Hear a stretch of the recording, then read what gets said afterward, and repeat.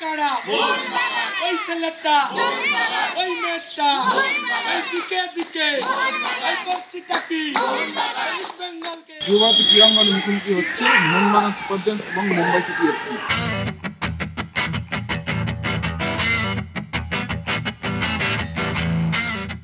ISL ফাইনালে উত্তাপ কিন্তু বাড়ছে গোটা শহর জুড়ে। সমর্থকরাও কিন্তু তাকিয়ে রয়েছেন নিজের দলকে সমর্থনের জন্য। বাগান সমর্থকরা কি বলছেন চলুন দেখে নেওয়া যায়। পরপর 2 বছর আমরা আইএসএল চ্যাম্পিয়ন হতে যাচ্ছি এবং হব।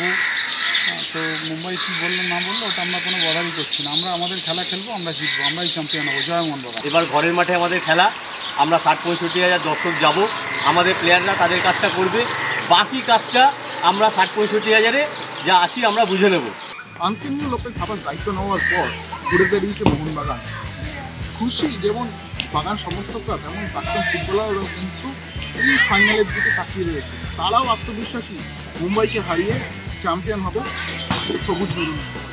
বর্তমান আইএসএল-এর যে দুটো সেরা টিমই ফাইনালে উঠেছে, শিল্ড ফাইনালও দুটো টিমের মধ্যে হয়েছে। এই ম্যাচটাও দুটো সেরা টিম উঠেছে ফাইনালে। তবে মোহনবাগানের অ্যাডভান্টেজ এখানেই যে এই মাঠে খেলা হবে। মোহনবাগানে মানে যুবভারতীতে যেহেতু খেলা, 60-65 হাজার লোক আসবে, যারা সাপোর্টার আসবে সবাই 99% মোহনবাগানের সাপোর্টার থাকবে।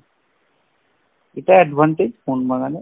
মোহনবাগানের 11টা প্লেয়ার স্টার প্লেয়ার, আর আমাদের গোল গেটার প্রচুর রয়েছে, আমাদের গোল করার লোকও প্রচুর রয়েছে। নট অনলি দিমিত্রি, লিস্টন রয়েছে, মনবিন রয়েছে, কামিন্স রয়েছে, সামাদ রয়েছে। যে যখন তখন যে গোল করে দিতে পারে, জিতবো আমরাই। হাওয়াসের ঘটনা হচ্ছে ফুটবলের সঙ্গে ফুটবলারদেরও খুব ভালো বোঝে, সেই জন্য হাওয়াসের সাফল্যটা অনেক বেশি।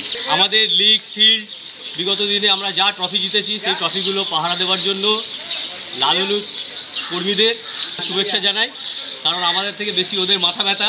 আমাদের ট্রফি কোথায় থাকবে, শিল্ড কোথায় থাকবে, সেই জন্য ওরাই রক্ষণাবেক্ষণ করছে আর কি। শনিবার যুবভারতীতে তাহলে কি সবুজ মেরুন ঝড় উঠবে সেটা জানা যাবে শনিবার রাতে।